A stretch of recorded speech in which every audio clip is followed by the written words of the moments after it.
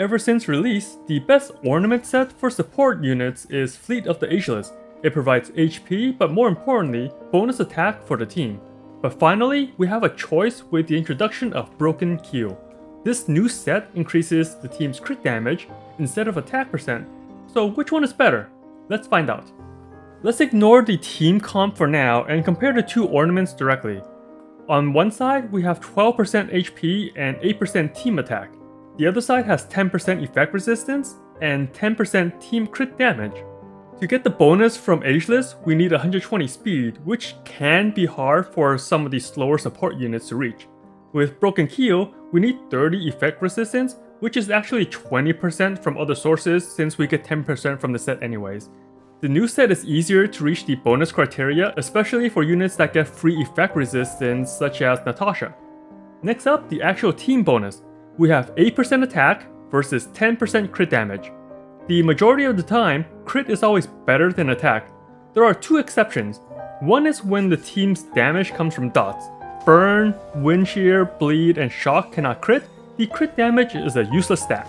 This mostly affects Sampo and Kafka teams in the near future, but it is a big influence if you plan to use those teams. The other exception is when you have so much crit damage and too little attack. This has happened in endgame Genshin, when our artifacts eventually get the perfect rolls, and we have more crit than needed, so attack becomes a better stat to get. However, this is very luck dependent, and seeing how I have been grinding artifacts for 3 years now in Genshin, and I still don't have a perfect set for the entire team, I doubt any of us have 4 perfect artifact sets of relics in Honkai Star Rail just yet. Long story short, crit damage is better than attack percent, except when you are running a dot-based team. And this team bonus also stacks. Let's look at Sushang. In this current team comp, I have 1 Fleet of the Ageless active and 1 Broken Keel active, and we see Sushang has 735 bonus attack and 111 crit damage. Now I'll put on another Ageless and Keel set on the other 2 that's missing it. Fast forward all this equipping stuff, and let's look at Sushang's stats now. Her bonus attack increased to 822, which is another 8% from her base attack, and her crit damage increased to 121. This confirms that both sets do stack, so you don't need to worry about having duplicate sets on the same team. Now let's gather everything we have learned. For most accounts, extra crit damage will still be a higher DPS increase than extra attack, unless you are playing a Kafka Sampo dot team. Both ornament sets stack, so you don't need to worry about switching sets. And to get the bonus stats, the new Broken Keel is easier to activate than getting 120 speed. So which set is better?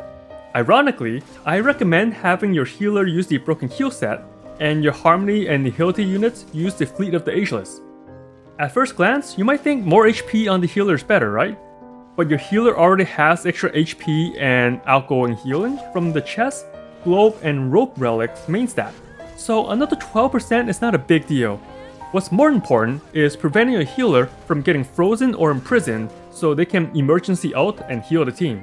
And a higher effect resistance will prevent you from getting disabled.